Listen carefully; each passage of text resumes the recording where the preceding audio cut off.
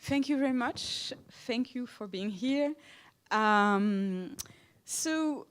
This little introduction is for you, Armistead Maupin. We are extremely honored to welcome you to this historic mansion because you have shaken up history and changed mentalities to enable everyone to feel free and make their voices heard. We think it's high time that the French devote an academic conference to your work, and we sincerely hope that your oeuvre will be studied more and more in higher education and secondary education. And we also hope that there will be more conferences about your books, because they are wonderful. We wanted to bring together Marc Amfreville, your translator, some colleagues, some students, and also readers who are passionate about your work and who admire your activism. Some people told us that your books changed their lives. We are very sorry that the room is not big enough to accommodate everyone, and we'd like to send warm greetings to the people who are following this talk from the campus, the university campus, and also from their homes. Before giving the floor to Marc Amfreville, we would like to thank our partners, Institut d'études avancées, for welcoming us in this place worthy of you. The research units which have provided support for organizing your visit to Paris, Prisme, Quai, Trois Lames, l'Arca, Imagé, et Ribia. Our Vice President, Ronan Ludo-Vlasak, who has treated this project as if it were his own, and also the audiovisual team of Sorbonne Nouvelle, who is making this broadcasting possible. And the last thank you is for the students who are on campus, the students of Anne-Isabelle François, because they are taking care of the broadcasting on campus.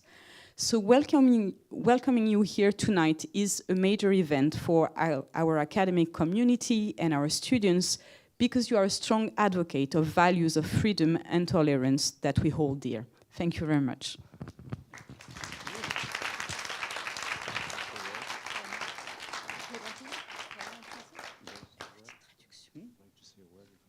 Well, everything you said thrilled me, so I'm very glad to be here. I'm very honored to be here. And thank you. I hate to deprive people of this room, but those of you who were able to fit in here, it's a beautiful place.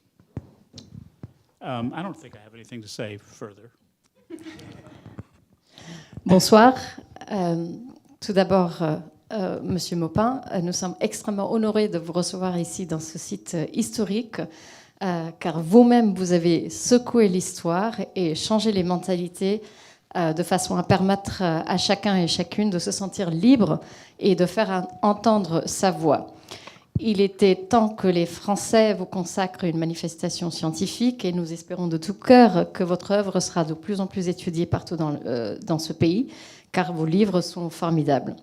Nous avons souhaité réunir autour de vous votre traducteur, mais également quelques collègues, et puis des étudiants et des étudiantes, et des lecteurs et lectrices passionnés par votre travail et qui vous admirent, passionnés par votre livre et qui admirent votre militantisme. Certaines personnes nous ont dit que vos livres ont changé leur vie. Nous sommes navrés que cette salle soit trop petite pour accueillir tout ce monde-là, mais nous avons la chance de pouvoir diffuser cet événement en direct, et les étudiants et les étudiantes nous suivent depuis le campus Nation ou depuis chez eux. Avant de donner la parole à Marc Amfreville, votre traducteur, qui vous présentera plus officiellement, nous voudrions remercier tous les partenaires qui sont réunis pour organiser cet événement et pour vous accueillir ici. Tout d'abord, l'Institut d'études avancées qui nous accueille ici.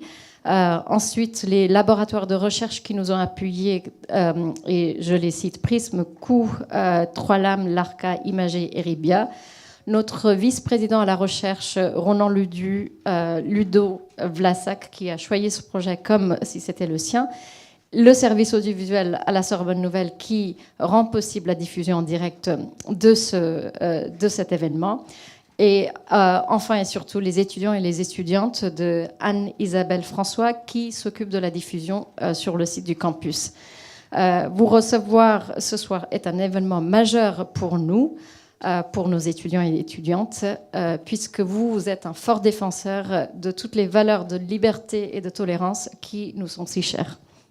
Et M. Maupin a rajouté qu'il était très heureux d'être ici, dans ce lieu prestigieux. Bien, bonsoir. Je suis moi aussi très heureux d'être ici. J'ai préparé quelque chose de pas très officiel, contrairement à ce qui a été annoncé, une présentation que je vais faire en anglais pour que Armistead en profite et qui sera ensuite, ce qui est une expérience très nouvelle pour moi, qui sera traduite. Donc n'hésitez pas à m'arrêter, je ne sais pas faire ça. Vous tapez sur la table et je...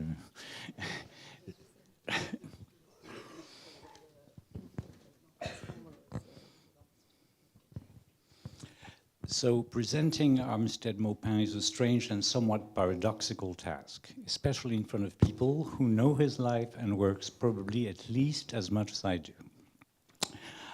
When I agreed to translate My Logical Family some 6 years ago, of course I knew who Monsieur Maupin was. I'd read Tales of the City, which I did not translate, and enjoyed it immensely. I can even say it had become part of my reading life, as from 1980, the date I discovered the first one was published in 1978, I believe, until 2014, I eagerly waited, along with millions of readers around the world, the next chapter of the saga. Okay. Présenter Armistead Maupin est une tâche légèrement étrange et quelque peu paradoxale. Surtout devant des personnes qui connaissent son œuvre et sa vie probablement au moins aussi bien que moi. Quand j'ai accepté de traduire Mon autre famille, il y a 6 ans environ, bien sûr, je savais qui était M. Maupin. J'avais lu les chroniques de San Francisco, j'avais beaucoup aimé tous ces romans. Et d'ailleurs, ces romans étaient même devenus une partie intégrale de ma vie de lecteur, puisque j'ai commencé par les lire en 1980. Ils étaient publiés pour la première fois en 1978. Et puis jusqu'en 2014, j'attendais avec hâte la prochaine publication de cette saga. So when Olivier Cohen, the publisher, proposed that I translate Maupin's autobiography, I was thrilled. Quite unprofessionally, quite unlike me, I didn't ask to read it. I said yes blindly, as a fan. Although I generally think that writers' biographies do little to enhance the taste you have for their literary production. Or to be more honest, I believe they tend to cater to some unhealthy curiosity in the reader, which I sometimes, often share, and somewhat unexpectedly turn you and me away from what should matter most, that is the literary text itself. Et donc, quand Olivier Cohen m'a proposé de traduire l'autobiographie de Maupin, j'étais ravie. Et de façon peu accoutumée pour moi et de façon assez peu professionnelle aussi, je n'ai pas demandé à le lire auparavant. J'ai dit oui aveuglement, en tant qu'admirateur. Même si je sais et je pense que généralement les autobiographies des auteurs ne contribuent pas vraiment à améliorer son goût à la contribution littéraire de l'auteur en question. Et je pense également que les autobiographies permettent de nourrir une sorte de curiosité malsaine sur la vie de l'auteur, que l'on a parfois en tant que lecteur, et nous détournent de ce qui devrait vraiment compter, c'est-à-dire le texte littéraire. Well, I was right and wrong. Right to accept, because that translation was and has remained one of my favorites in a rather long career, and wrong, because it brought me to meet, in the text and in real life, a spectacular human being. Alors, j'avais raison et j'avais tort d'accepter. Pourquoi raison? Eh bien, parce que cette traduction est restée une de mes traductions préférées dans une longue carrière que j'ai eue. Et j'avais tort, finalement, parce qu'en fait, cela m'a emmené à rencontrer dans le texte et dans la vraie vie un être humain spectaculaire. My point today is not to give you a Googlish or official account of Armistead Maupin. I am sure anybody can do that for themselves. My intention is revenge. Je ne vais pas vous faire un récit à la Google aujourd'hui de la vie de Maupin. Mon intention aujourd'hui est simple, je veux ma revanche. Let me explain. Yes. Fasten your seatbelt. The first time I met the man, I had not started translating yet.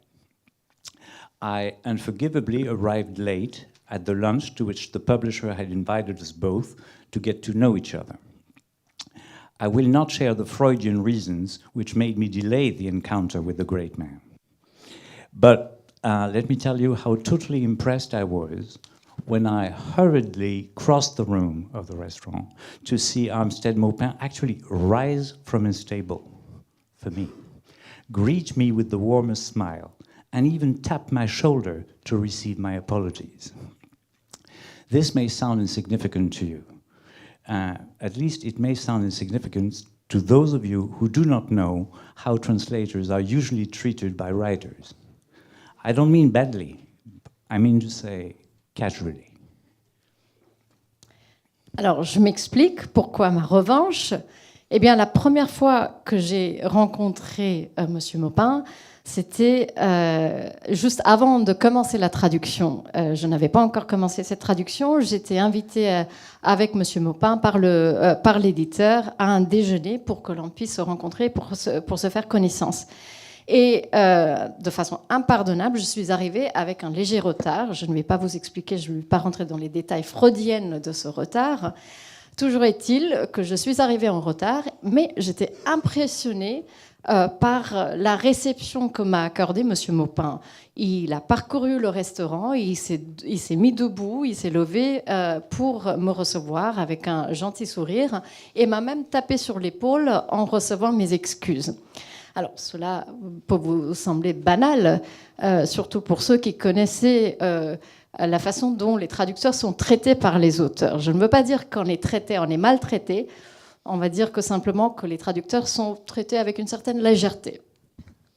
Now that lunch went on with another surprise. Armistead Maupin, again, unlike most of his peers, asked questions.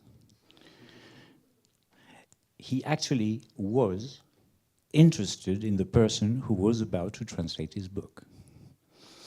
So why revenge, will you ask? This has to do with our second meeting.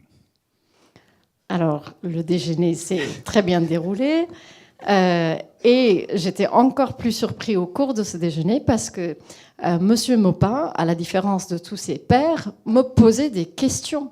Il s'intéressait véritablement à la personne qui traduisait son œuvre. Donc, vous vous demandez peut-être pourquoi alors une revanche? Eh bien, cela a trait avec notre deuxième rencontre.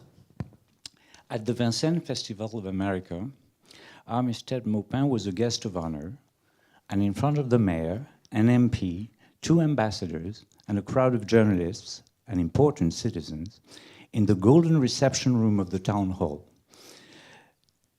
I'd been asked to translate the author's speech and the exchanges with the public.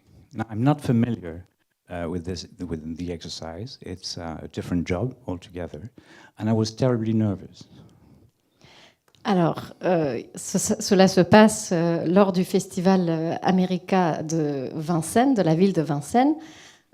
Nous étions Monsieur Maupin était invité de l'honneur et on m'a demandé d'interpréter ses propos devant les élus, devant le maire, 2 ambassadeurs, des journalistes et tout un tas d'autres personnes importantes dans une salle de réception extrêmement prestigieuse, dorée de la ville. Et j'étais donc amenée à l'interpréter, exercice qui ne m'est pas familier. Et donc, j'étais très nerveux. Things went relatively well. That is, I believe I managed to be a faithful interpreter. When an extremely elegant old lady at the back of the room raised her hand and said, "Can you tell us how, coming from a small provincial southern town, you managed to find your way as a young man in San Francisco?" I quote you. Sure. And the answer comes. Suspense is killing me. I mean, you don't remember? I think I do. So how did you manage to find your way in San Francisco? Anyway, and the answer comes like a shot.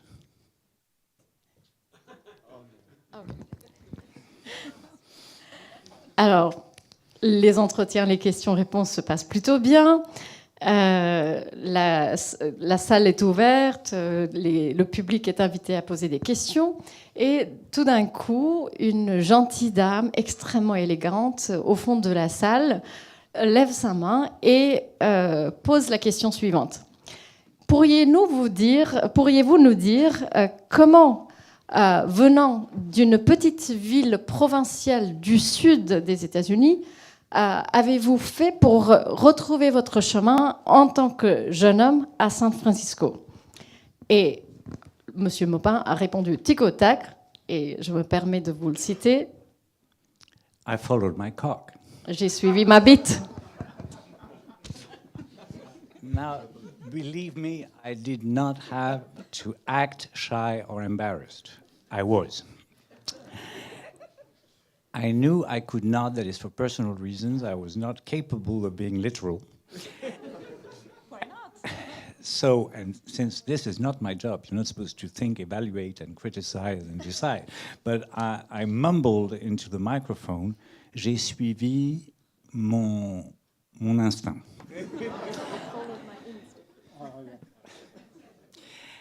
Once more, Armistead, who had perfectly understood, tapped my shoulder, and I stupidly blushed.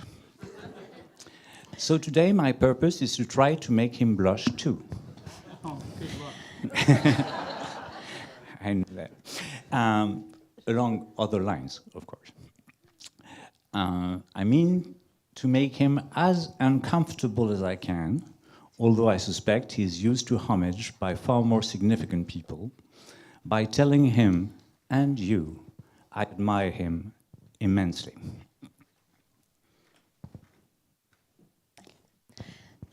Donc, je n'avais pas besoin de faire semblant d'être timide ou embarrassée, je l'étais pour de vrai. Et encore une fois, M. Maupin m'avait très bien compris. Il avait parfaitement compris ce que j'avais dit et n'avait pas dit, et il a tapé mon épaule, et moi, j'étais simplement rouge de honte et d'embarrassement. Donc aujourd'hui, mon but est également de le faire rougir et de le rendre aussi inconfortable que possible en lui disant et en vous disant que je suis un grand admirateur. Mais je suis sûre qu'il a l'habitude de recevoir des hommages de personnes bien plus importantes que moi. Not only because he's a living monument of American history, and I mean exactly that.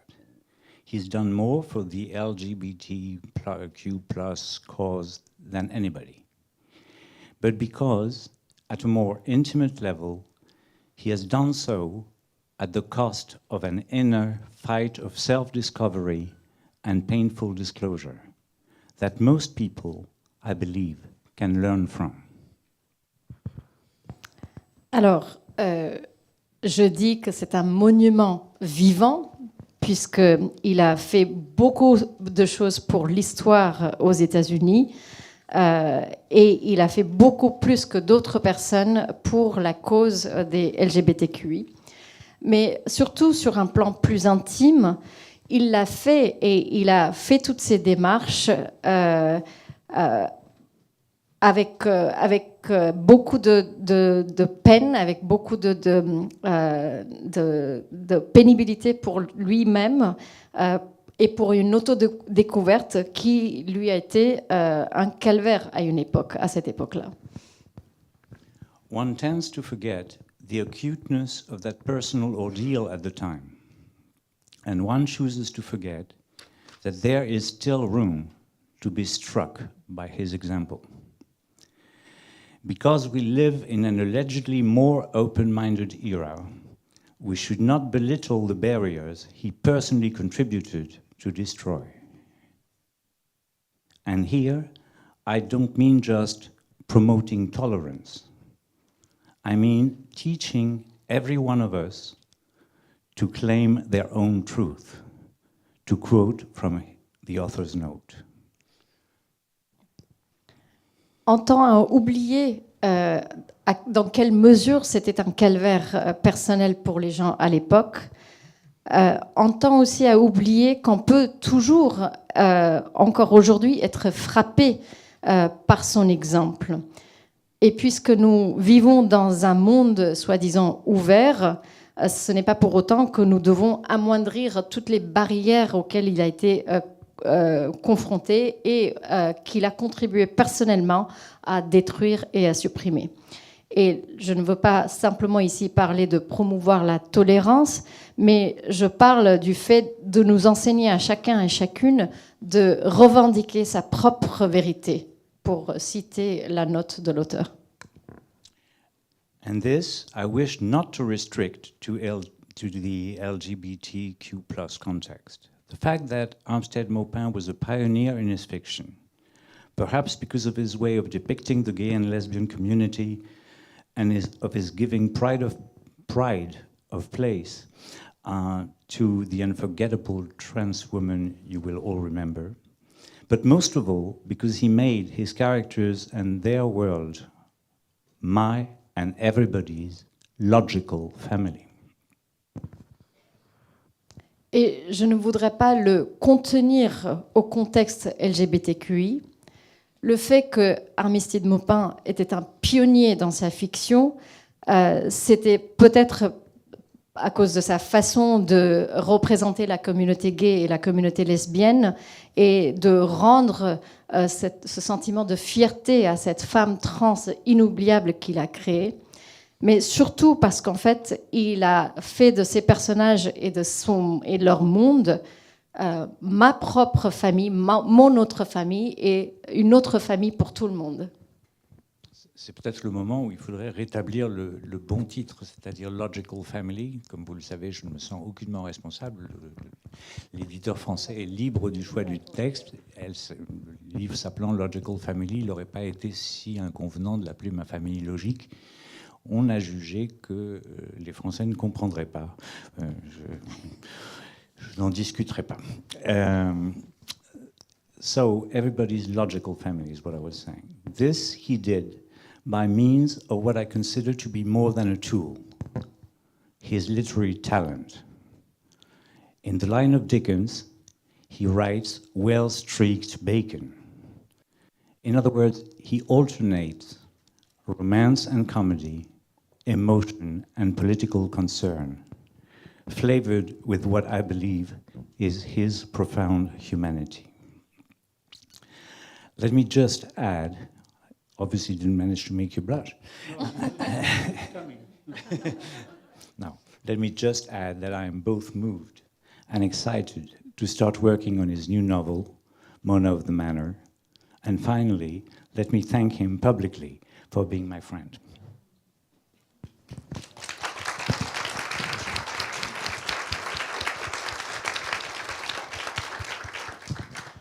Il a réussi à faire tout cela avec ce que je considère être bien plus qu'un outil, à savoir son talent littéraire. Il alterne la romance et la comédie, les préoccupations émotionnelles avec les préoccupations politiques, tout cela garni avec une sorte de humanité profonde. Et j'aimerais, bien sûr, je vois qu'en fait, je n'ai absolument pas réussi à le faire rougir, mais j'aimerais simplement rajouter ici que je suis à la fois touchée et très enthousiasmée pour démarrer le travail de traduction de son nouveau roman, Mona of the Manor. Et enfin, j'aimerais ici le remercier publiquement d'être mon ami.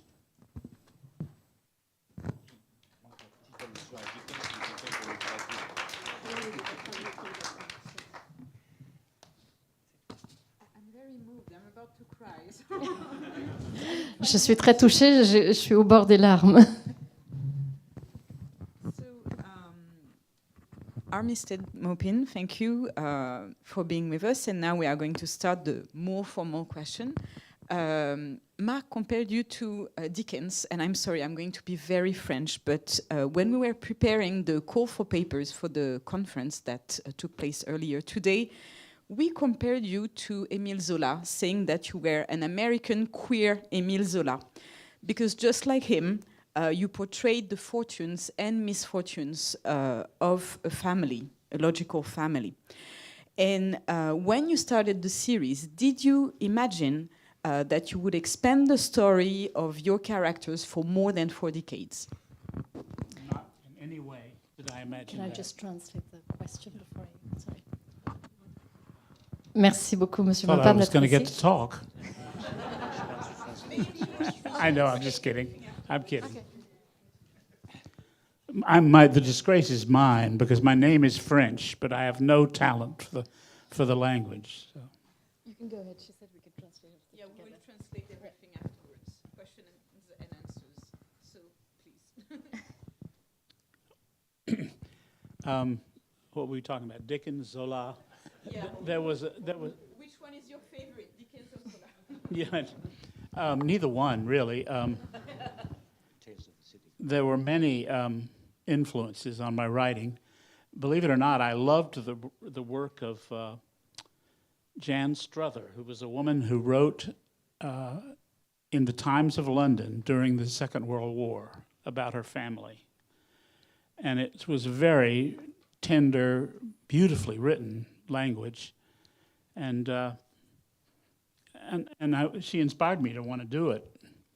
I claim all the others because the 19th century had a lot of storytellers who did just what I did.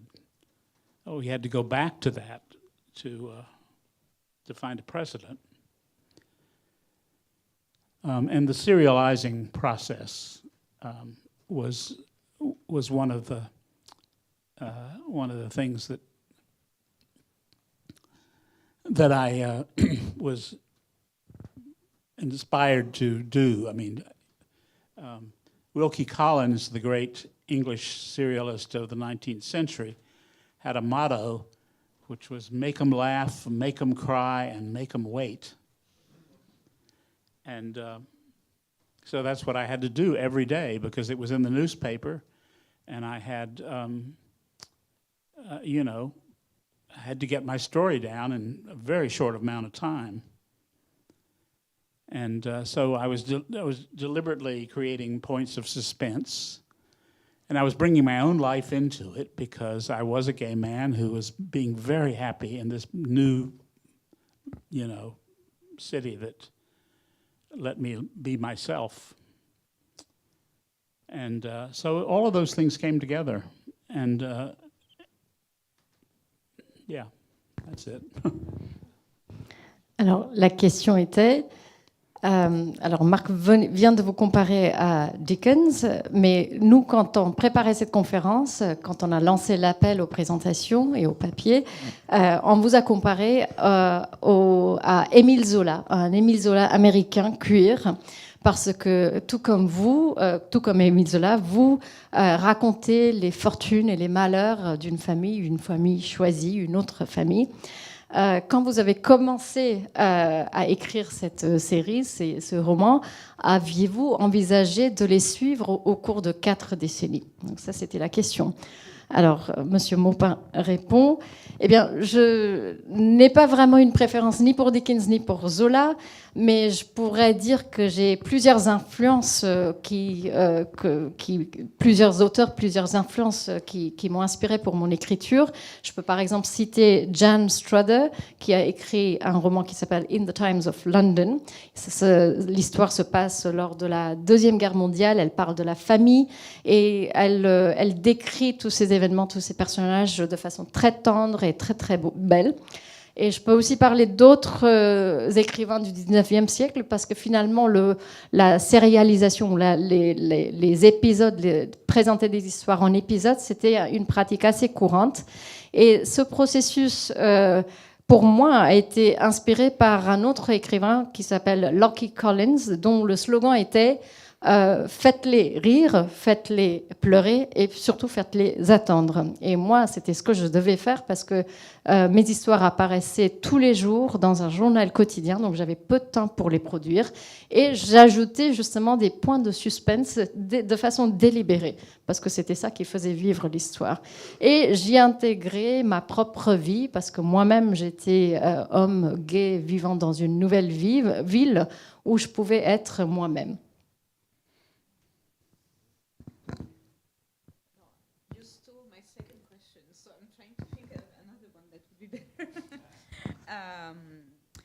So readers have really taken your characters to heart, and have you had to deal with people overreacting to how you treat some of your characters, like Marianne, for instance?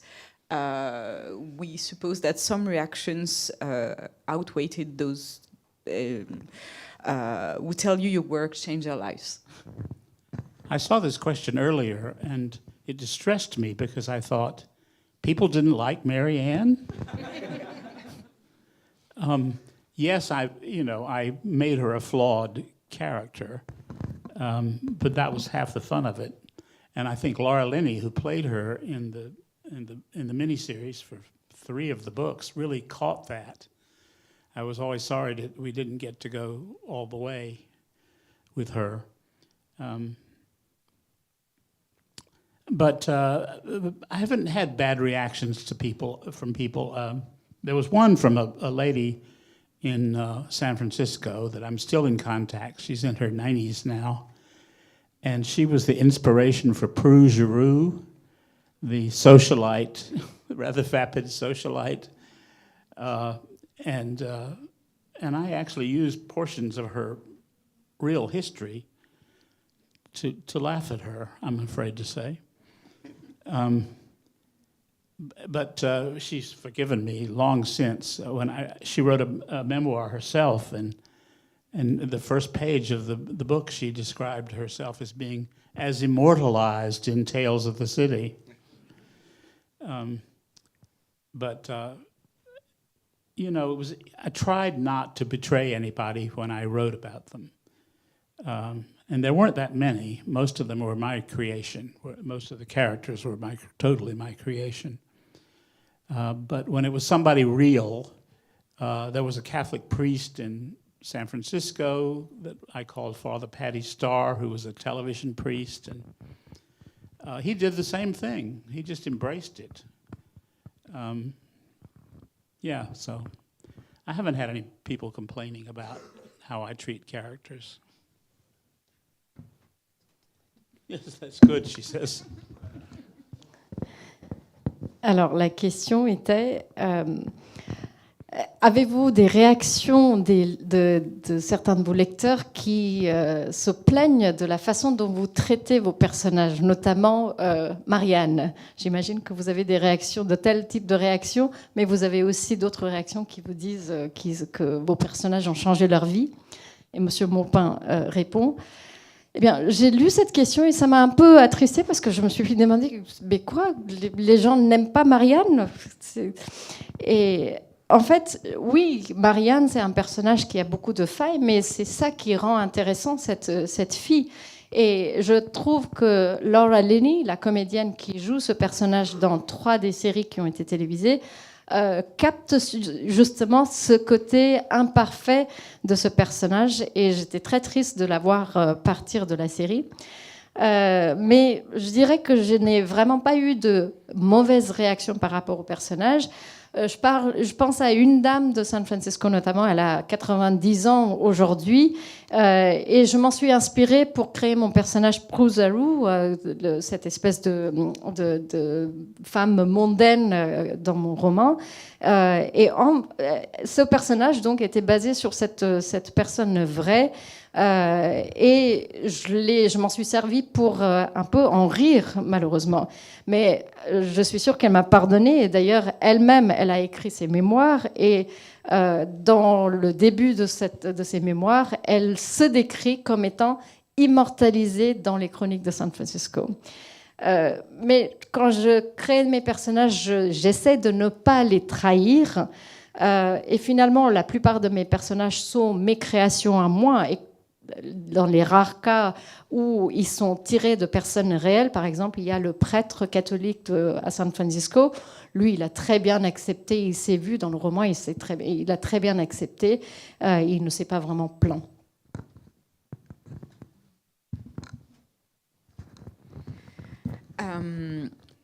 A publisher described you once as the most modest pioneers because no one popularized gay literature like you did and made it appeal to a broader audience.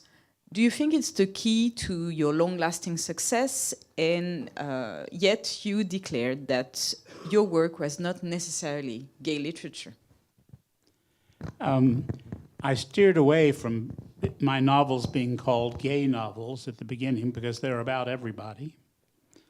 And I didn't want to be stuck in that pigeonhole. A lot of gay writers were by their own choice, and but I was willing to sacrifice that in the name of exclusivity for everybody. If that's what you meant, I think it's what you meant. Yeah. Yeah, so I'm just trying to think what came up last time in my mind. This system is confusing. I don't know what it was. Okay. Do you want to It's very short for you, so yes. Don't worry. Maybe we can continue with another question. Yeah. Well, my next question is about the way you appeal to younger generations. So when we were preparing the event, we realized that many of our students were not familiar with your work, and they said, oh, we know about the TV series, and probably we are going to read about the books. And they were really interested in listening to tonight's talk and learning more about Tales of the City. So I was wondering, do you find it easy or tricky to address younger generations who are not long-time fans, like people my age or people older? I think it's much easier to talk to the young because they don't have any preconceived notions about what you've done. And they have what I think is a really good experience ahead of them, and that they can discover my work over 10 novels and never stop reading. So the younger they are, the better. My husband will tell you that.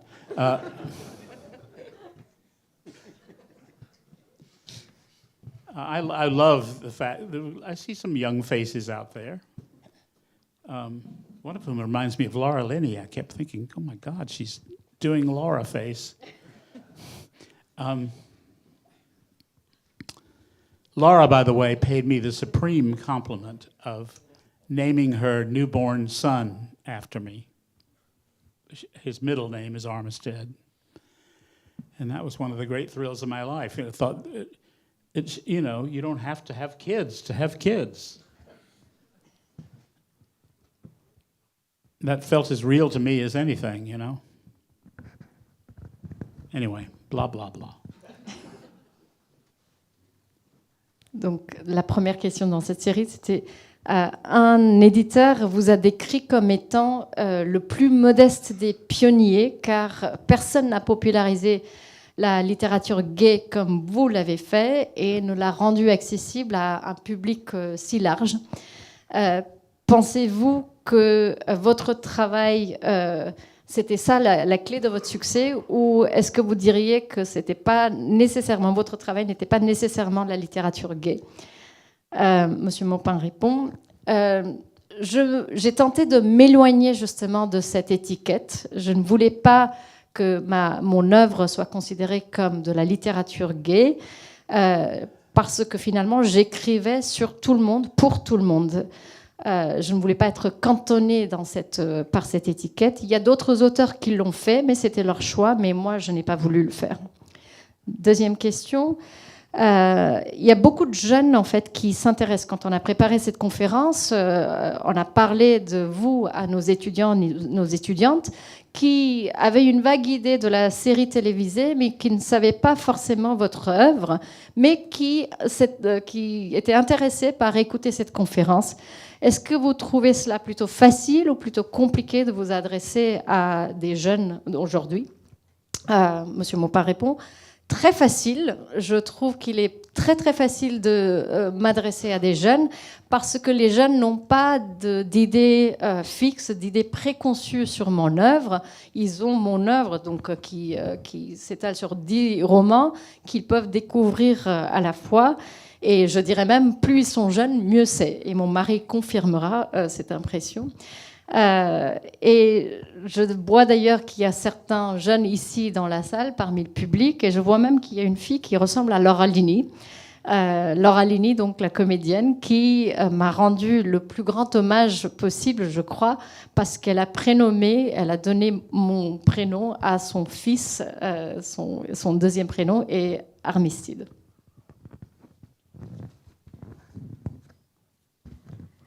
Well, now I would like to talk a little more about, well, maybe we are not supposed to, but the new book, the Mona of the Manor. So I was really taken aback when I realized that there was a new book coming, because with the Days of Anna Madrigal, I thought that it was over. I cried and cried because I thought the series had ended, and suddenly there is this new volume coming next March. So what inspired you to create the new book for the series? Is it a way to explore the more British side of the oeuvre, and as you are now settled in the UK, or is it a way to talk about the US with some distance from the other side of the pond? And also I'm combining it with a question for Marc. So Marc, you are working on the translation of the book, and what are the challenges and rewards of collaborating to this French version of Mona of the Manor? Do you want to take that first? Okay. You've got the two.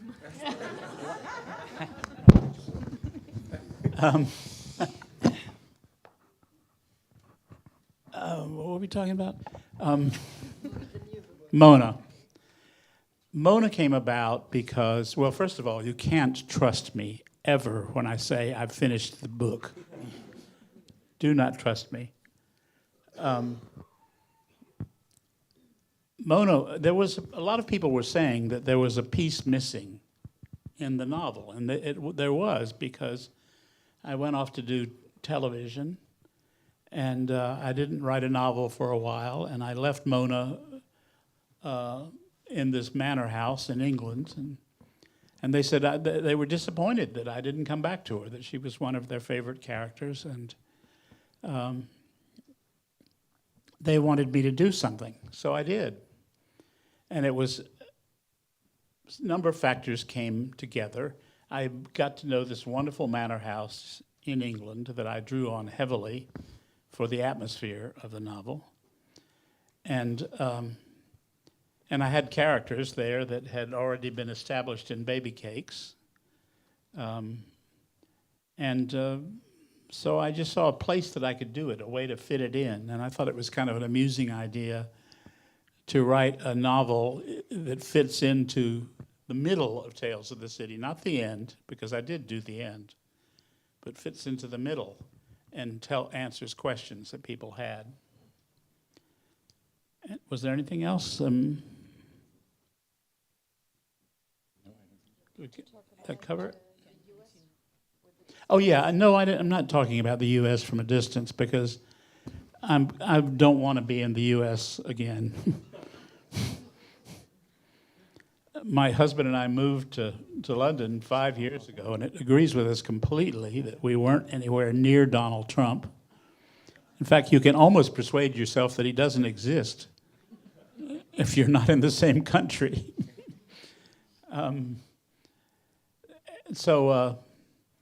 I have great affection for San Francisco because it actually was the inspiration for my work.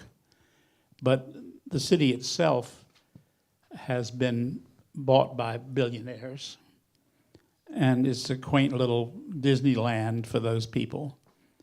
And there's no Bohemia anymore. There aren't the artistic people that I knew when I was growing up there. So, no, I don't need to talk about America from a distance. I just need to be at a distance from America. There's a long tradition of this, by the way, in this country and in England, of Americans who just can't take it anymore.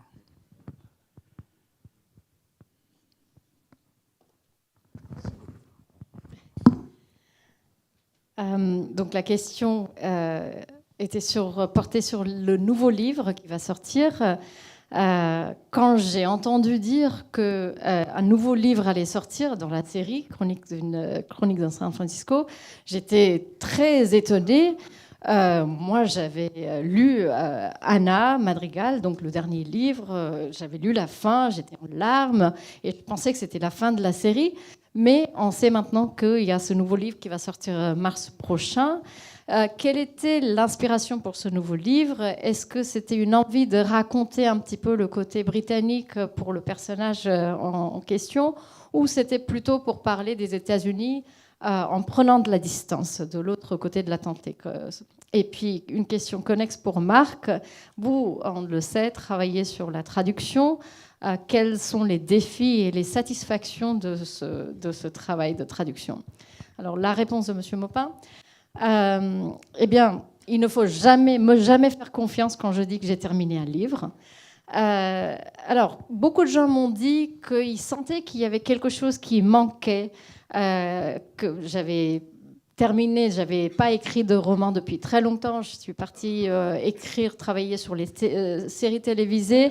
Et j'avais laissé Mona dans ce manoir en Angleterre quelque part, et les gens me disaient qu'ils étaient très tristes parce que Mona était finalement un de leurs personnages préférés et ils voulaient que j'en fasse quelque chose. Et plusieurs facteurs se sont réunis. Je suis tombée sur ce manoir extrêmement beau, extrêmement intéressant, qui sert du coup de décor, et j'avais aussi tous mes personnages que j'avais créés dans Baby Cakes. Et donc c'était plutôt amusant de revenir vers tous ces personnages et de faire quelque chose qui rentrait finalement au milieu des chroniques, parce que j'avais fait la fin, j'avais déjà écrit le roman qui signale la fin de la série, mais voilà, c'était quelque chose d'assez amusant à faire. Et non, je ne voulais pas parler des États-Unis avec une distance, parce que je ne veux simplement pas retourner aux États-Unis. Mon mari et moi avons déménagé à Londres il y a 5 ans et nous sommes extrêmement contents de ne pas être proches de Donald Trump. Parfois, on peut même se persuader qu'il n'existe plus du tout quand on est loin, quand on n'est pas dans le même pays que lui. J'ai un très grand attachement pour San Francisco. Oui, cela a servi de décor et d'inspiration pour une grande partie de mon œuvre. Mais la ville aujourd'hui est tout achetée par les milliardaires et il n'y a plus du tout des bohèmes, la communauté bohème, il n'y a plus du tout les artistes qui ont fait de cette ville ce qu'elle était. Et moi, je dirais que non, c'était pas pour parler des États-Unis avec une certaine distance, c'était simplement pour m'éloigner des États-Unis. Et d'ailleurs, cette tradition, elle est très connue, elle date de très longtemps, des Américains qui quittent les États-Unis pour venir s'installer soit ici en France, soit en Angleterre. You said rewarding and challenging dimensions of translating that new novel. I don't know how to answer this without spoiling it, and I don't want to spoil it. I can tell you that what is challenging outside the book, in a way, is knowing the extraordinary success of the book in French. The French version was very popular, is still very popular. You feel you have a sort of contract to help people recognize the rest of the books they know, Now, as Armistead recalled, this takes place. This is the following of the middle part, which sort of forces you to inscribe yourself into a given translation of passages before. And so this is the main challenge for me. It's sort of difficult not to be totally free. This is as far as the plot is concerned, I would say. And what I find extraordinarily challenging, which was not the case with the autobiography, because it was so fluid and easy, and I don't even remember. Well, I did ask you questions all along, but I mean, they were not language questions. In this case, I have to work hard sometimes just to understand a given slang expression. The whole thing is much harder for me. Challenge, but hard in a good sense. That is, challenging is your word, and I'd pick it up.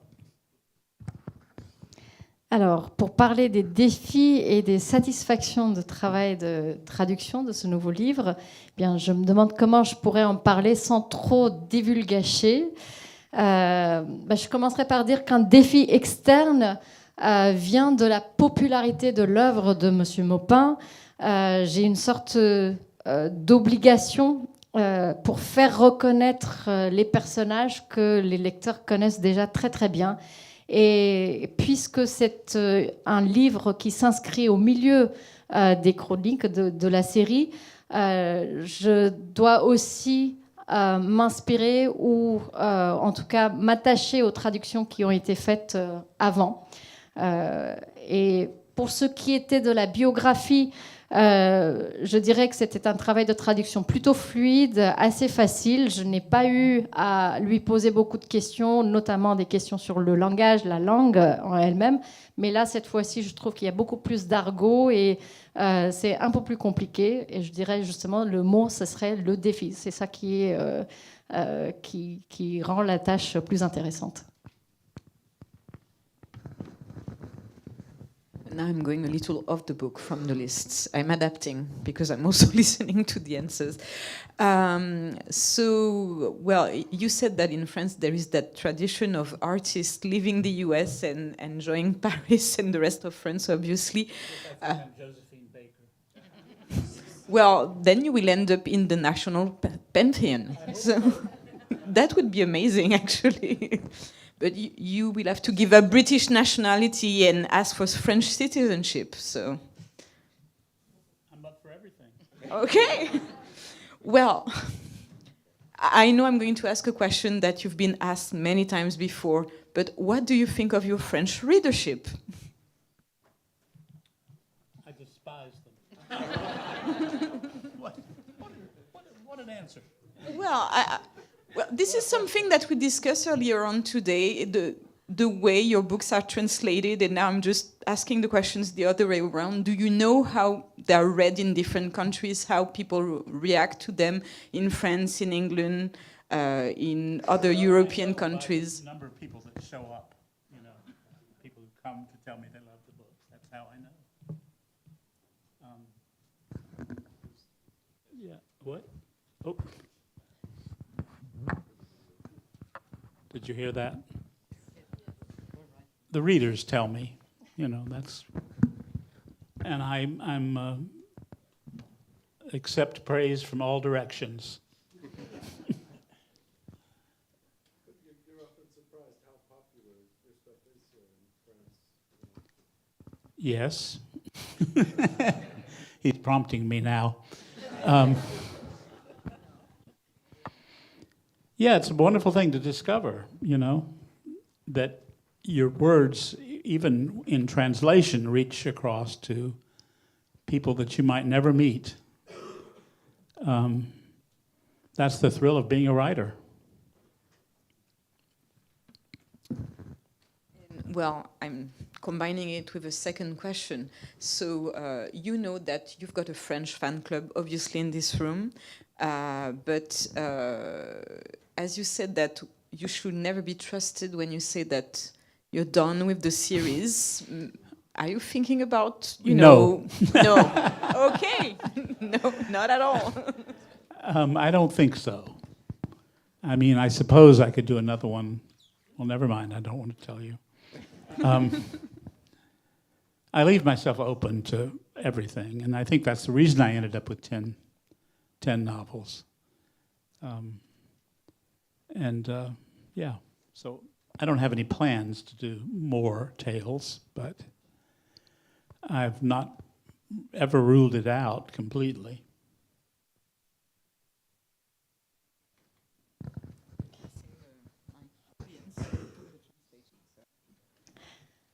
Alors, j'adapte mes questions par rapport aux réponses que vous nous donnez. On parlait donc de cette longue tradition de gens qui quittent les États-Unis pour s'installer ailleurs. Et M. Maupin évoque donc le cas de Josephine Baker. Et dans ce cas-là, Clémentine répond que si emboîté dans les pas de Josephine Baker, il terminerait dans le Panthéon. Il suffit de demander la nationalité française. Qu'en pensez-vous donc de votre lectorat français?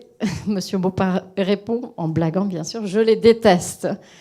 Donc, on a parlé également en fait de la réaction. Monsieur Maupin répondait aussi que ce sont les lecteurs qui lui disent finalement, qui lui font un retour de comment ces livres sont reçus.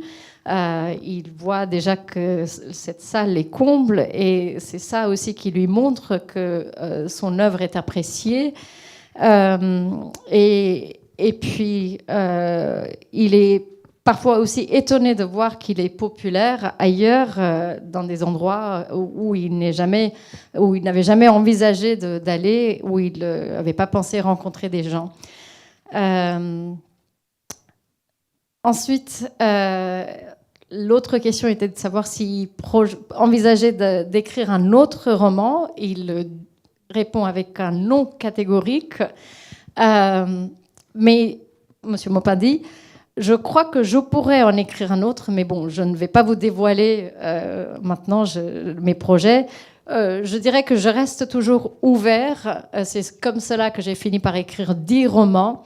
Mais tout de suite, je n'ai pas de projet pour écrire d'autres romans, pour créer d'autres personnages, mais je n'élimine jamais la possibilité. Well, this is going to be my last question before opening the questions to the floor and having other people be mean to you. No, I'm kidding. So a very short one. What kind of literary and political legacy do you think you have built? You've got 3 hours. I don't think that's up for me to say. I don't do that. Okay. Then. I mean, I know what I've done, and I know how long I've done it, and that I believe in it. And it's for others to say what that means.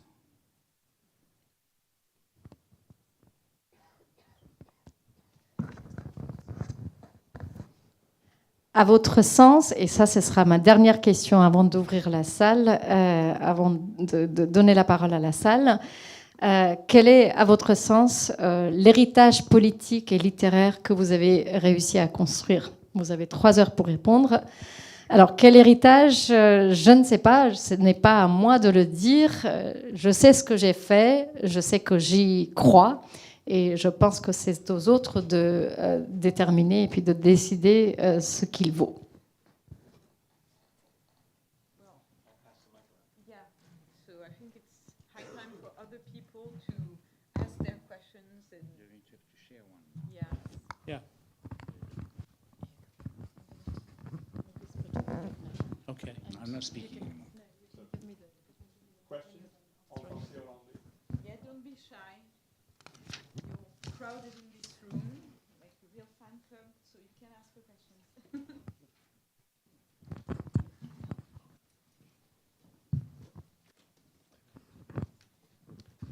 Merci à toutes et à tous.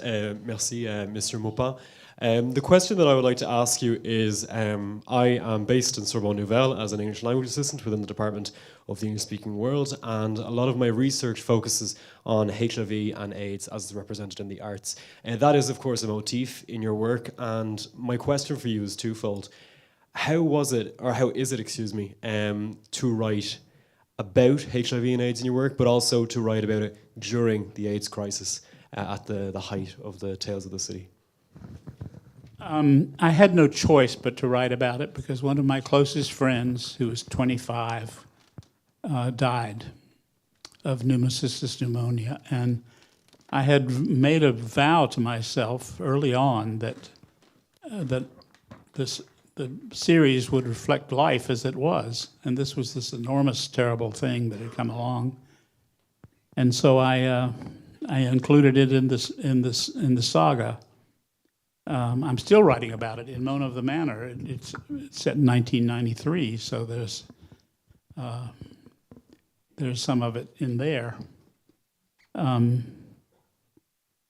It was just not a choice. It was something I had to do. There were people at the time who said I had spoiled their light morning entertainment.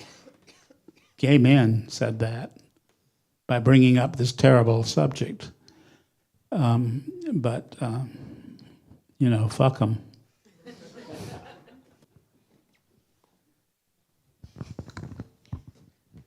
Bonjour, je suis de la Sorbonne Nouvelle et une grande partie de ma recherche porte sur le VIH et sur le sida, qui est bien sûr un leitmotiv, un fil rouge dans votre œuvre également. Ma question est la suivante. Comment percevez-vous, comment était la tâche d'écrire sur le sida et sur le VIH alors que c'était vraiment le summum de la crise à l'époque? La réponse, je n'ai pas vraiment choisi de l'écrire, c'était quelque chose qui s'est imposé sur moi. J'avais un ami qui m'était très très cher, qui est mort du sida, qui est mort de la pneumonie à l'âge de 25 ans. Et je m'étais déjà promis très tôt en écrivant la série que cette série allait refléter la vraie vie, la vie telle qu'elle se déroulait. Et il y avait cette chose si terrible, si importante dans nos vies. Et donc, il fallait absolument que je l'intègre. Et je continue d'en écrire parce que Mona of the Manor, donc le nouveau roman, il se passe en 1993 et c'était donc encore l'époque où on parlait beaucoup du sida. Donc je l'écris encore et comme je l'ai dit, ce n'était pas un choix, je me devais de le faire. Et il y a certaines personnes, certains hommes gays même, qui m'ont fait le reproche en me disant « mais tu m'as gâché, vous m'avez gâché complètement mon petit divertissement matinal ». Eh bien, qu'ils aillent se faire foutre.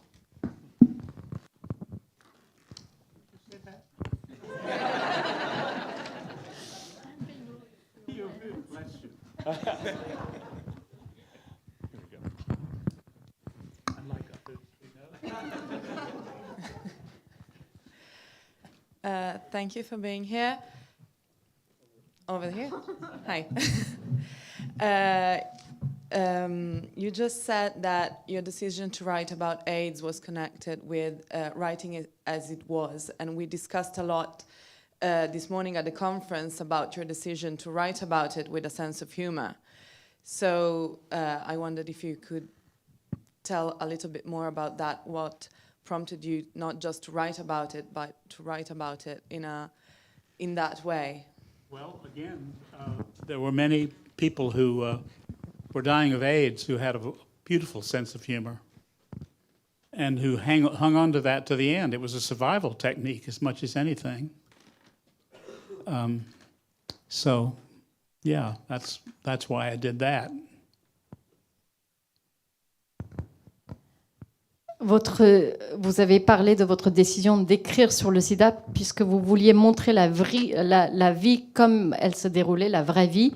Mais parlez-nous de votre décision d'en écrire avec un sens humoristique. La réponse, il y avait beaucoup de personnes qui sont décédées du sida, qui elles-mêmes sont mortes en gardant ce sens humoristique jusqu'à la fin. Il s'agissait pour eux d'une sorte de technique de survie, d'une manière de survivre.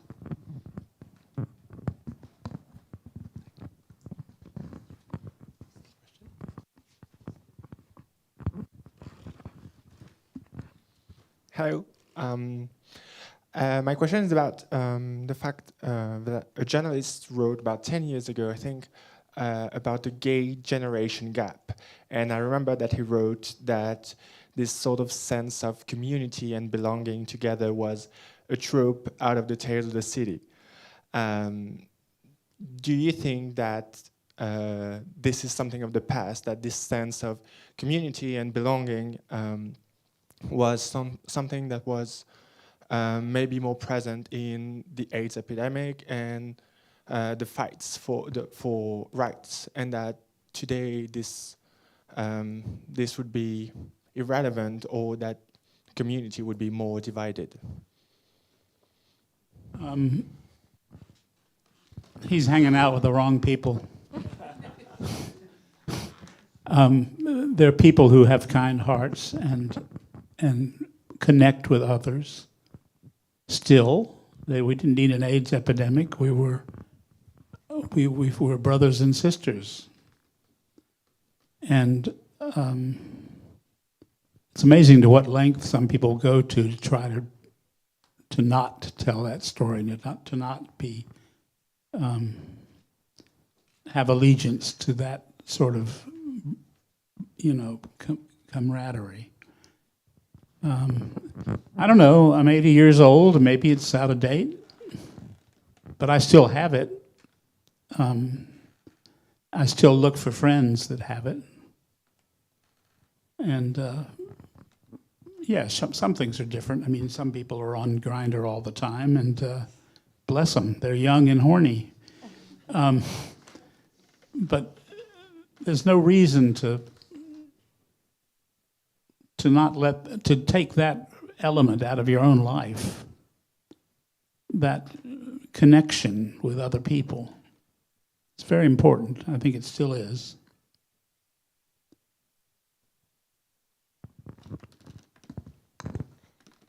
Il y a environ 10 ans, je crois qu'il y a un journaliste qui a parlé d'une sorte de lacune générationnelle qui décrivait toute cette génération qui, au comble de l'épidémie du sida, avait un sens de communauté, avait une sorte de fraternité qui les rassemblait, qui les fédérait.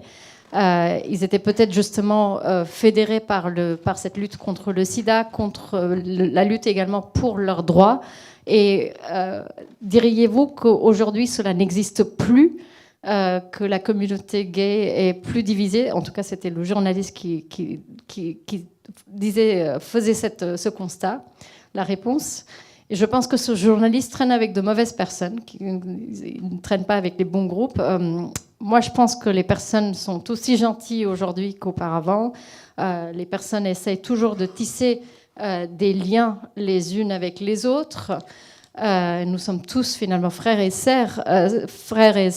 Et moi, je suis assez surpris de voir qu'il y a ce type de récit qui circule dans les médias. Il y a tellement de tentatives pour justement faire croire qu'il n'y a pas cette camaraderie. Et ça, c'est vraiment dommage. Moi, j'ai 80 ans et je ressens toujours ce sentiment de fraternité et de cette camaraderie, et je cherche ce même sentiment chez mes amis, chez d'autres personnes que je rencontre. Peut-être que c'est un peu différent pour les jeunes d'aujourd'hui. Il est vrai qu'il y a beaucoup de jeunes qui sont souvent sur Grindr, qui ont des impulsions sexuelles extrêmement fortes. Eh bien, qu'ils le fassent, mais c'est pas pour autant qu'ils vont devoir supprimer ce sentiment qui les noue avec une communauté, et ce sens et ce désir de vouloir créer des liens avec les autres. I'm in the corner. Hello. Hi, I have a question about how you write. Because you obviously you're known as a writer who has a very transparent, accessible style. Is that something you always had, or how easy do you find writing? I guess is my question. And the novels you've written that aren't part of the Tales of San Francisco, did you find that experience sort of liberating because you were writing in a different way, or were they, or did you write them in exactly the same way as you would the novels that are part of the series? So that was 2 questions, wasn't it? Sorry. Okay. What was the first one?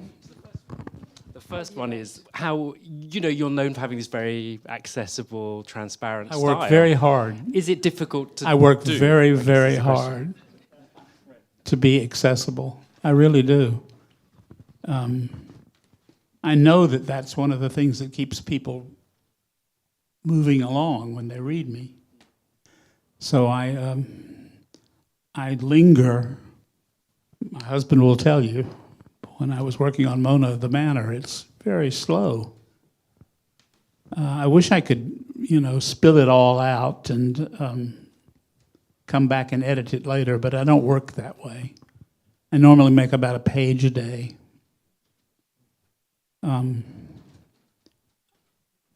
Yeah, so that's how it happens. The novels you've written that aren't part of the series, was there something liberating about writing novels that are with different characters that you? It was a bit liberating, yes. It was the two novels that I'm thinking of, that you must be thinking of, are The Night Listener, which is called Une voix dans la nuit, here. Did I get a thumbs up on that pronunciation? And Maybe the Moon, which I think is called Maybe the Moon in Paris. One was inspired by a friend of mine who was a dwarf actress,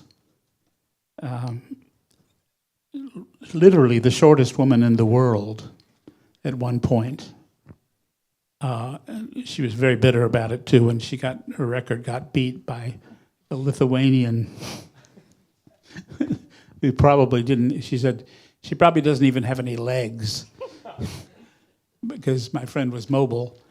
But she was a splendid spirit. She was a wonderful person to know, and I tried to capture her in that novel, so that was fun. It was a different sort of experience.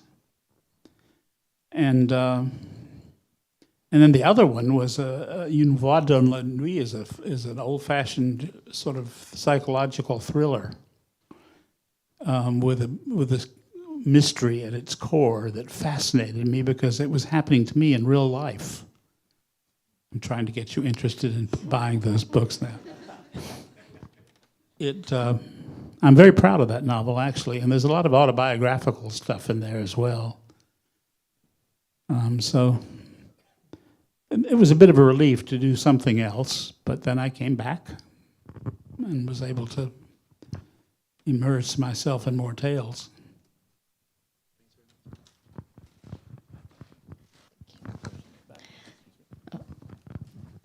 Comment écrivez-vous dans votre écriture, vous paraissez extrêmement, comme quelqu'un d'extrêmement transparent, quelqu'un d'extrêmement accessible. Diriez-vous que vous trouvez l'exercice d'écrire plutôt facile? Et puis la deuxième question était sur les romans qui ne font pas partie de la série Les Chroniques de San Francisco. Est-ce que vous avez trouvé cela plutôt comme étant libérateur d'écrire des romans qui ne s'inscrivent pas dans la série? La réponse, eh bien, je travaille très très très dur pour rester accessible parce que je sais que quand je le suis, c'est ça qui motive et qui touche mes lecteurs. Mon mari dirait que je suis extrêmement lent, que je passe beaucoup de temps sur un roman. Par exemple, Mona of the Manor, je travaille actuellement là-dessus. J'écris à peine une page par jour. Ce serait tellement facile de tout régurgiter sur une page et puis ensuite de revenir vers le texte et pour éditer, pour faire des corrections. Mais c'est pas comme ça que je travaille. Je m'attarde sur les détails. Pour ce qui est des romans qui ne font pas partie de la série, oui, c'était plutôt libérateur d'écrire cela. Je pense que vous pensez notamment à deux de mes romans, Night Listener en anglais, qui s'appelle Une voix dans la nuit, et l'autre roman qui s'intitule Maybe the Moon, donc le même titre en français. Et donc ce dernier porte sur une comédienne naine, qui est une amie à moi, une amie très chère, qui détenait le record pour être la femme la plus petite du monde et qui d'ailleurs était très fâchée quand son record a été battu par une Lituanienne. Et elle le respectait, c'est sûr qu'elle-même, elle n'a même pas des jambes, alors que moi je suis encore mobile. En tout cas, c'était une personne formidable, un esprit formidable que j'ai essayé de capter dans ce roman. Et c'était plutôt amusant pour moi de tenter cette expérience. Pour ce qui est de l'autre roman, Une voix dans la nuit, il s'agit d'une sorte de thriller, mystère au cœur de l'intrigue. Et c'était vraiment. J'étais fascinée par ce roman, par le processus d'écrire ce roman, parce qu'en fait, c'était quelque chose qui m'arrivait à moi-même dans la vraie vie. Donc, c'était très intéressant. Et j'essaie de déguiser également votre curiosité pour faire en sorte que vous alliez acheter le livre. En tout cas, je suis très fière de ce roman. Il y a beaucoup d'éléments autobiographiques également dans celui-là.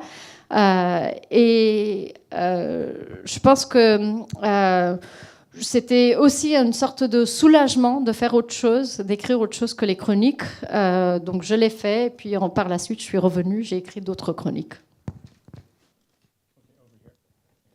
Good evening. I'm very emotional, sorry. I'm just a reader. And like many readers, I would like to thank you for your work. Like many readers, we were talking about liberating things. I want to say how liberating it was getting to understand, thanks to you, that family is logical when one is struggling with one's identity, or actually whoever one is. My question is much lighter. I was curious to know how involved you were in the TV series, in particular in the last installment on Netflix. I wanted to know if you had the final cut and what you thought of differences in characters, in their path, and about the fact that Jack was not included. Thank you. Jack. Jake. Oh, Jake, sorry. Well, he was there, but in a different form. The last series was written by a team of writers, which I was told was the way they do it these days. I'm not sorry that I gave it up to them because they had some good ideas, but in some ways it was an exercise in being PC, of being sure that everyone was covered, and everyone was covered in my work. At least I thought they were.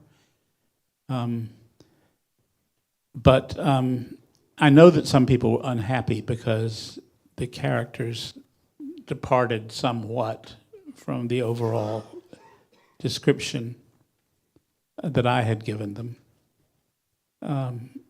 But that was my choice at the time. I did it.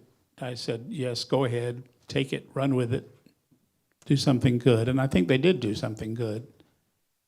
But, there are things about it that were lost in the original thing. People kept saying, oh, you betrayed Anna. And I wasn't quite sure what that meant, but I think it was because of a storyline that they introduced about Anna's past, which I thought was very interesting and explained who she was. But when people become connected with your work through the novel, they feel like they own it personally, and when they don't see it reflected on the screen, they feel hurt. Just a lesson I had to learn. But I presume that's kind of what you're asking, right? Sort of, yes. Sort of.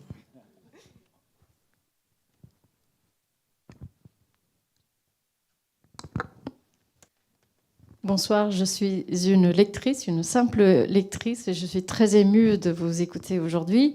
Et comme l'ont dit beaucoup d'autres personnes, je voulais simplement vous remercier d'avoir libéré la parole et de m'avoir fait comprendre qu'une famille peut être choisie quand on peine à se trouver, quand on peine à forger son identité.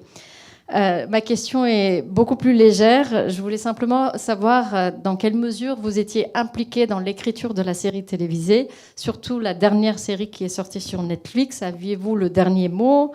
Il y a différents personnages du passé qui, par exemple, ne sont pas inclus, comme le personnage de Jake. Alors oui, pour Jake, il y avait quelques différences. La dernière série, la dernière version de la série a été écrite par une équipe d'écrivains, parce que c'est comme cela qu'on fonctionne ces temps-ci.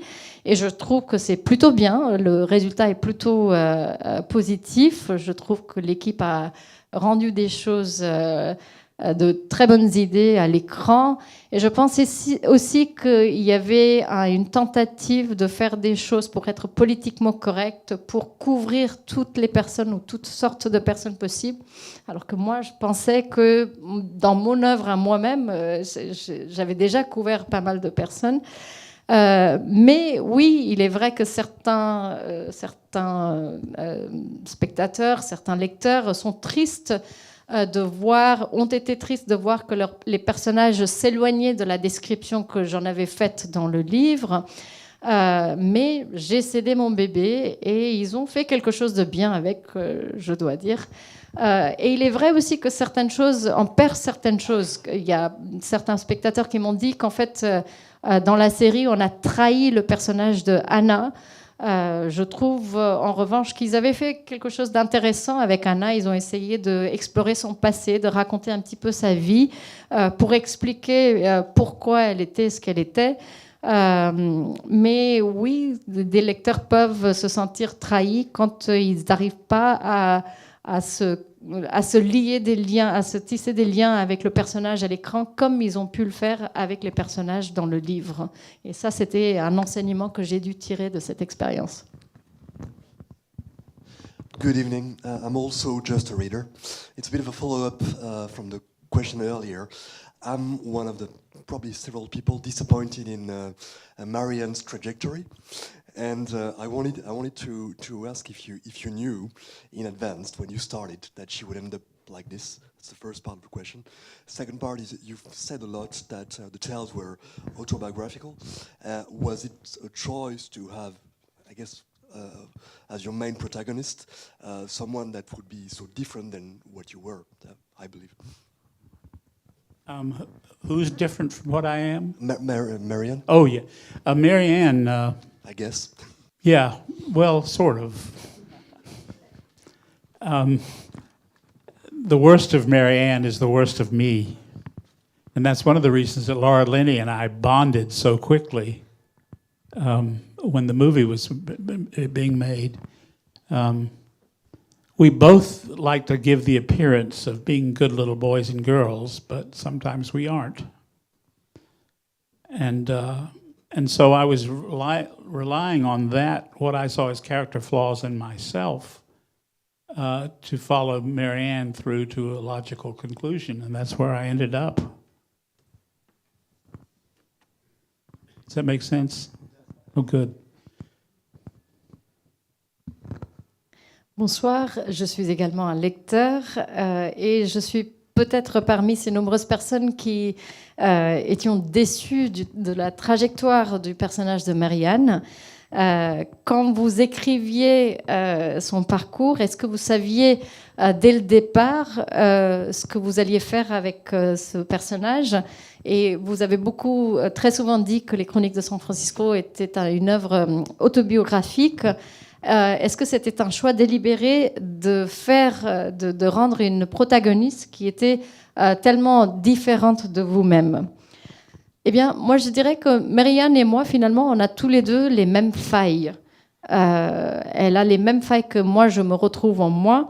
Et c'est d'ailleurs pour ça que Laura Linney et moi, la comédienne qui joue Marianne dans la série, et moi, nous nous sommes retrouvés, nous avons eu une sorte de complicité grâce à cela, parce que tous les deux, on donne cette impression qu'on est des gentils petits garçons, gentils petites filles, mais finalement, on ne l'est pas.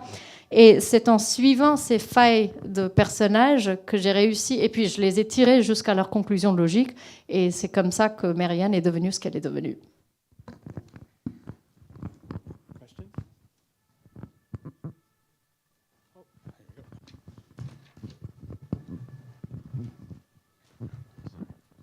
Hello. I wanted to ask, because it's a series that's been written for so long, if you think that your style has changed, or if there are things that maybe you did write about in the beginning or didn't write about in the beginning that you now write about when you construct this series, and just how generally you think the fact that you've written the series for so long has impacted the work.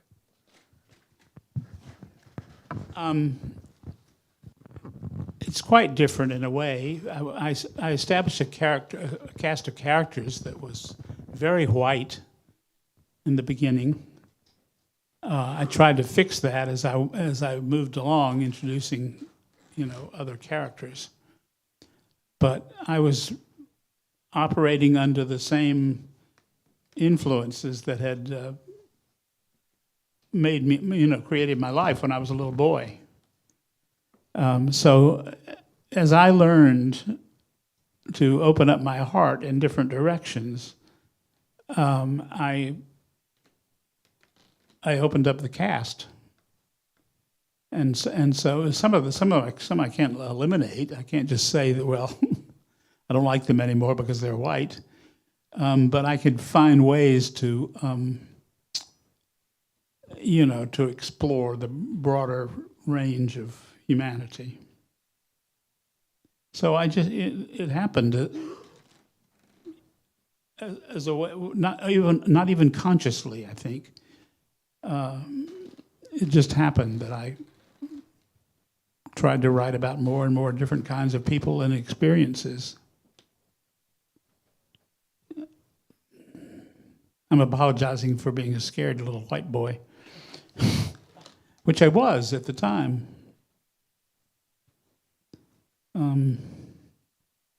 So I think that's the major difference in what's happened. There were things that I couldn't write about in the newspaper, or thought I couldn't write about, that I wrote about later on. I opened it up as much as I could.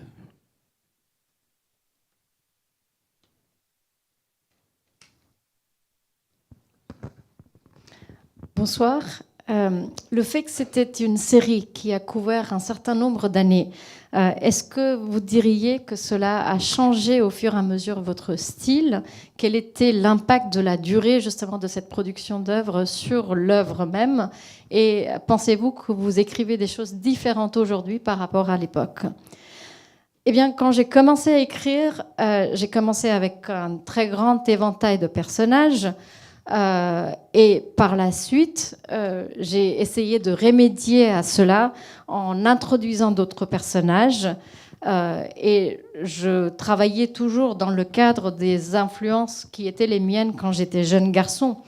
Et au fur et à mesure que j'ai ouvert mon cœur à d'autres personnes, à d'autres expériences, j'ai également ouvert la distribution des personnages de mon œuvre pour aller explorer différentes directions.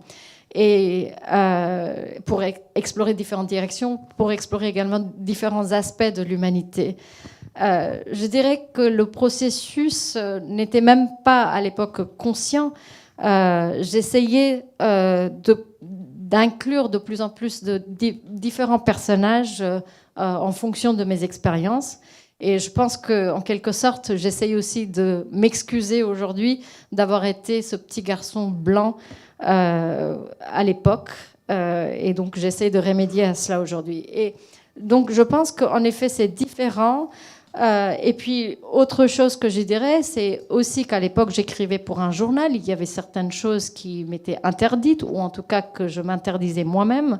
Donc par la suite, plus tard, aujourd'hui, ces choses-là sont possibles, donc je le fais.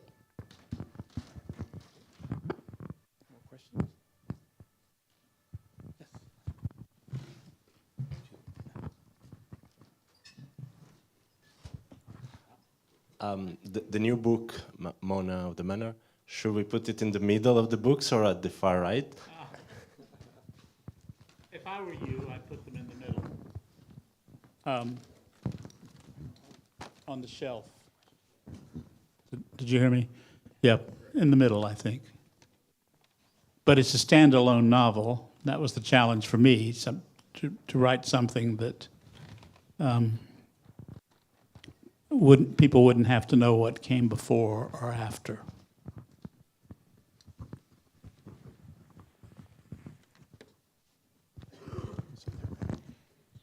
Mona of the Manor, le nouveau roman, diriez-vous qu'il faille le ranger sur l'étagère en plein milieu de la chronique de la série ou plutôt à l'extrême droite?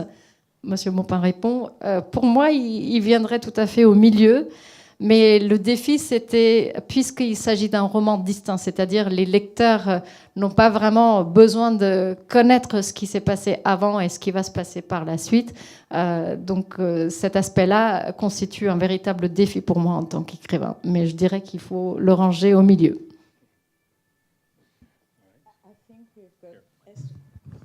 I think we've got extra guests waiting outside. We are here to perform a ceremony for you in order to honor you. So we should let them in. Nous avons des invités à l'extérieur qui sont là pour vous rendre hommage.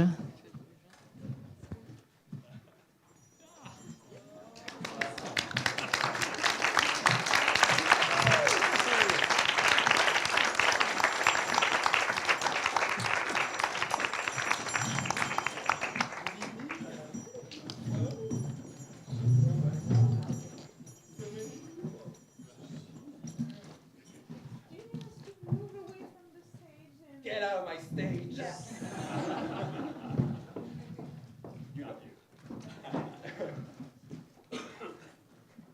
That here is here. Yes, I do. This. Do I need a microphone? I mean, I like it, but I'm not sure I need it. Okay. So I know that you know us. I do know you. You have heard of us. I practically started you. I know. Armistead made me. And you still do. Yeah. So, this will only take just a minute. My beloved children, dear Armistead, good evening. It is with incommensurable pleasure that we came to you all tonight. And no, it's not because we heard a couple of bottles of champagne popping downstairs that we came rushing, but because we heard loud and clear in our cornets, yes, that an indulgent saint was in our midst and in Paris. A little historical sister trivia: the cornet is the headpiece that we have on our heads that are inspired by the Daughters of Charity. From the convent of Saint-Paul. And yes, some of you might not know this, but Armistead has been canonized as saint by the Sisters of Perpetual Indulgence, Inc. of San Francisco. Yes, they are one of my greatest honors. Yeah, exactly. And they are incorporated over there in more ways than one, but we'll circle back to the mothership in a minute. For now, let's focus on the sisters that are with you. So, Sister Bernice of the Divine Orifice, yes. Bernice are very nice, but she's everything but nice outside of office hours. Sister Pandora of the Swan Dive, yes. We have the applause, yeah. Oh, okay. So I do. You should have never done that. But so yeah, Sister Pandora, whose box I strongly suggest you go and open. Sister, yeah, once or twice or all night. Sister Emony of Remembrance, which doesn't translate too well. Yeah. Into English, because it works much better with the French word sœur, ceremony, ceremony of remembrance. See, yeah. And I'm Sister Proxima Astra per Aspera Shun.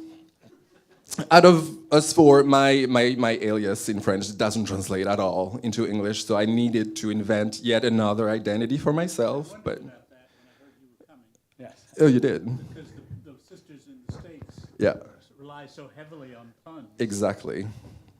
And we do too, which is why yes, and it doesn't work. So yeah, yet another identity, but the more the merrier, I guess. Yeah. So, yes, for those of you who have never heard of the Order of the Sisters of Perpetual Indulgence, you just have to go and Google it. That's my suggestion number one. And since you're here, I kind of want to put your sainthood to work and explain to all of those beloved children who the sisters are in a couple of sentences, if you would like. Oh, God. Oh my God! You started us. You said it. I know. Well, I didn't. So you know it. Actually, the roller skating nuns in Tales of the City predated the sisters. I think it was 79 that. The convent itself started. Yes. Yeah. Mm-hmm. The order. And so I like to think I spawned them in some way.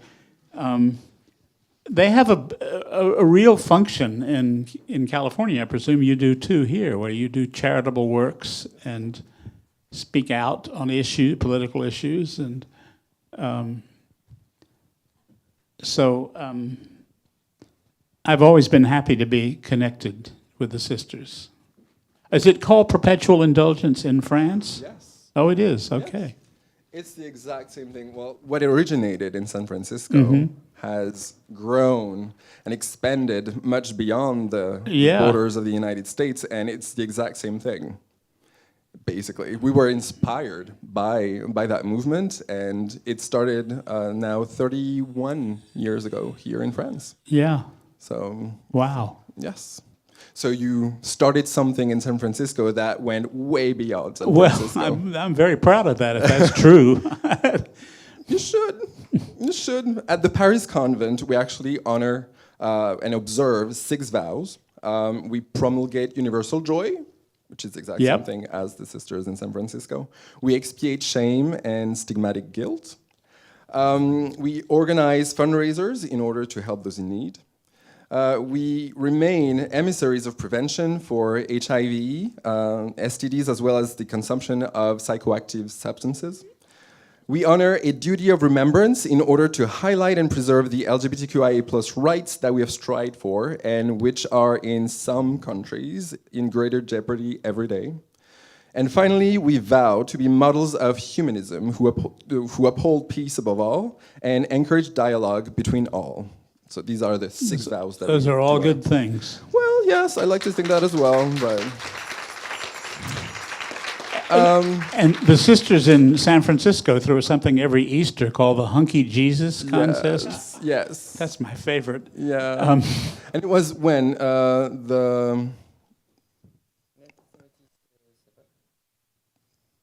Yeah, but like the last time that all the sisters from the world gathered in San Francisco, when was it?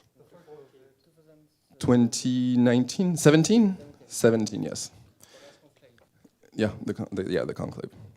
And our presence with you all tonight befalls at the same time our duty of remembrance, our promulgation of universal joy, and our expiation of shame and stigmatic guilt. If I'm not mistaken, dear Armistead, your personal journey, alongside that of the sisters, as you have noted, dates back to the very beginning of the now international disorder that we are. And Tales of the City stresses it out.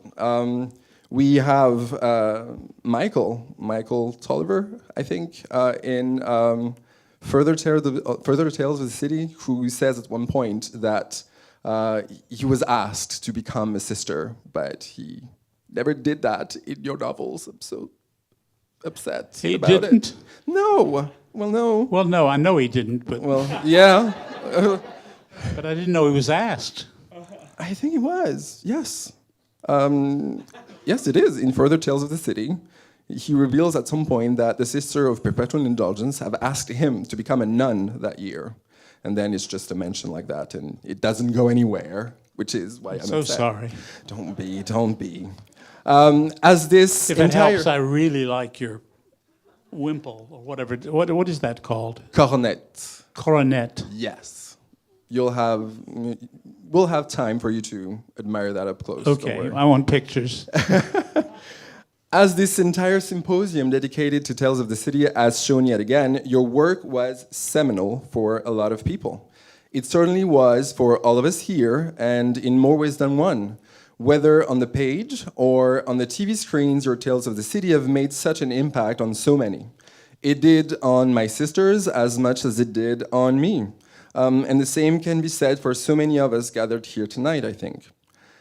It is because of the magnitude and echo of that impact you made that it was unthinkable for the Sisters of France not to come and honor that legacy, to thank you for having made young gay boys, young lesbian girls, young trans people to feel seen, to feel less alone even if they were isolated, to feel that love was possible when everything seemed hopeless. Now, let me ask you this, to you and to all of you. What's better than a second coming? Yeah. A third? Yeah. A third coming. Yeah, no, not a third one. That's just one too many. Like, That was my answer. yeah, well, yeah, no, you gotta stop pushing for a comeback, right, Donald? So what's better than a second coming? A second canonization.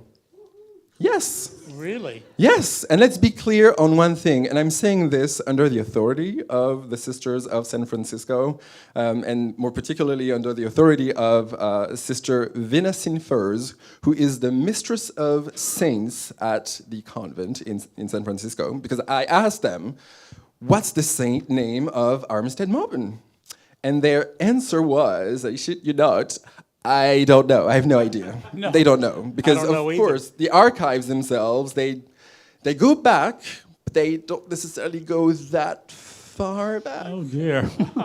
Which is not saying anything bad, right? The longer the experience. Yes, exactly. The better the skills, right? Hence, to fall in line and respect the holy traditions of the order, and since we can make them up as we go, we decided to canonize you a second time for the first time. Works. And Armistead, we actually archive things here, so we'll remember what we did. Good. Right? And it will go down in the annals of the convent. Yeah, I chose that wording very carefully. Yes, I know. So, here we go. Let it be known that on this day, November 17 of year 54 AS, which is an acronym, right, for After Splendid Stonewall, because that's where we count it from, yeah? Day of celebration of Saint Elizabeth. It is Saint Elizabeth today, so how fitting to canonize an even greater queen than her. Birthday of RuPaul Charles herself. How fitting, like I said, right? Yeah. We, Sisters of Perpetual Indulgence of France, are anointing you, Armistead Maupin, as saint of our order for the second time, for the first time. In doing so, we are emphasizing that what the world should already know and are giving you yet another indulgent saint name of our own making. And so from this day forth, you're going to have to sign every email with that name. Okay, I'm ready. Are you, though? I think so. I'm not too sure that the people you're going to communicate with are going to be ready for this, but let's try it, right? So, we do anoint you as Saint Army of a Head, pioneer of LGBTQIA+ representation and trendsetter of evolving mindsets, teller of tales and good fortunes, forever guardian to the keys to the city, keeper of turn-ons, and Turner's Keep. Brilliant. By the... Yeah. You can, yes. My husband loves it. Well, that one. The last one was for you, as you can get, right? Turner's Keep, right? Because we're clever. Oh, and we're funny. By the powers vested in ourselves, by ourselves, and for all the selves, we pronounce you twice the saint that you already were.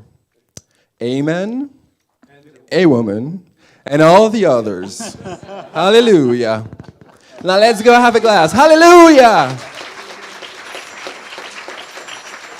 You're very welcome. Our pleasure. Our honor. Go give that. Go give it. Because there's a certificate. Oh. See? There's proof now. Oh. Fabulous. Thank you. I'm beyond honored. Do you remember the saint name that they gave you when you were... I don't think they did. They did not? Those bitches. Oh, well then, I'm even... I would have remembered if there'd been a name. Because now, any time that a saint is erected, then again, we internationally, the Sisters of San Francisco in the United States, in France, in the UK, in Germany, we have to come up with a very unique saint name for the people that we anoint and canonize. So, I like Army of a Head. I liked it too. Never mind.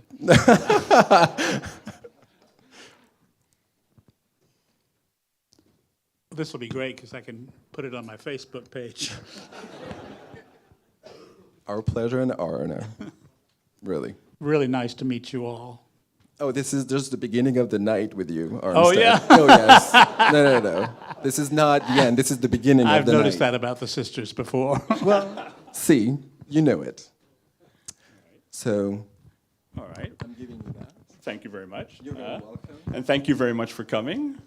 And let's just wind this up, right? Could everyone please give a big round of applause, right? Armistead Maupin came all the way here with Christopher Turner, his husband.